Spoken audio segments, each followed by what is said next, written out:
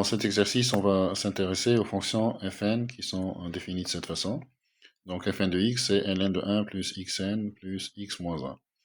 Et là, j'ai dû changer l'énoncé de cet exercice. On va définir fn sur les intervalles moins 1, ou sur l'intervalle moins 1 plus infini, parce que il faut que, puisqu'on a ici un log, il faut que 1 plus xn soit strictement positif, donc il faut que x soit strictement supérieur à moins 1.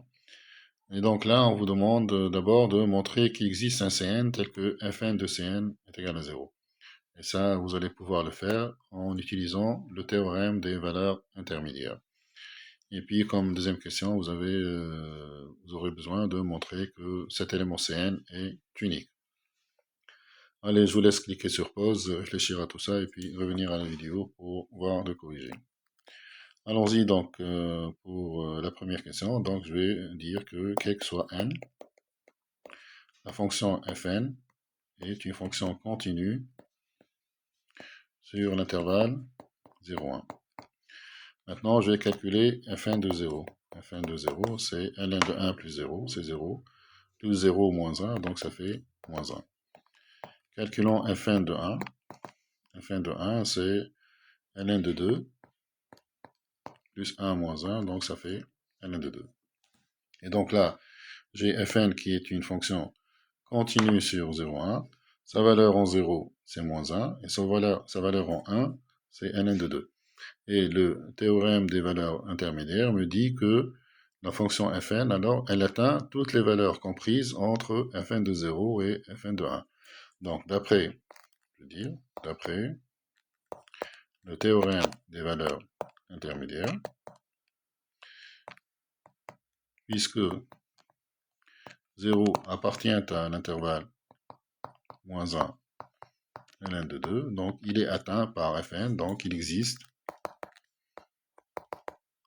Cn dans l'intervalle de départ, c'est-à-dire 0, 1, tel que fn de Cn soit égal à 0. Voilà donc pour l'existence de Cn. Passons maintenant à la deuxième question. Donc là, je vais montrer que cette valeur Cn est unique. Pour cela, on va dériver Fn. Donc je vais d'abord remarquer que Fn est dérivable sur R+. Maintenant, on va calculer sa dérivée sur R+. Donc f'n de x. Donc je rappelle que fn de x, c'est ln de 1 plus xn plus x moins 1. Donc sa dérivée, c'est la dérivée de ln de 1 plus xn, c'est une fonction de la forme ln de u. Sa dérivée, c'est u' sur u. Donc ça fait n xn moins 1 sur u, donc sur 1 plus xn. Plus la dérivée de x moins 1, la dérivée de x moins 1, c'est 1. Donc ça fait ceci. Maintenant, là, on est en train de travailler sur R+, donc tout ce qui est là, c'est positif. Plus 1, c'est une quantité qui est strictement positive. Donc, Fn est strictement croissante. Et donc, Fn, c'est une fonction continue, strictement croissante. Donc, elle réalise, donc je peux dire que Fn réalise une bijection de l'intervalle 0,1 sur les images de 0 et de 1, c'est-à-dire moins 1, ln de 2. Voilà, donc on a une bijection, donc tout élément ici admet un unique antécédent. Donc 0, je sais que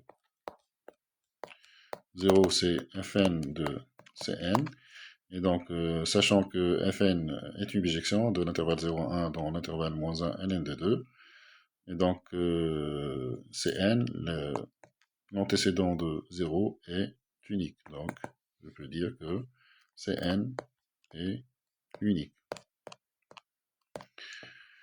Voilà donc pour cet exercice où on a utilisé le théorème des valeurs intermédiaires.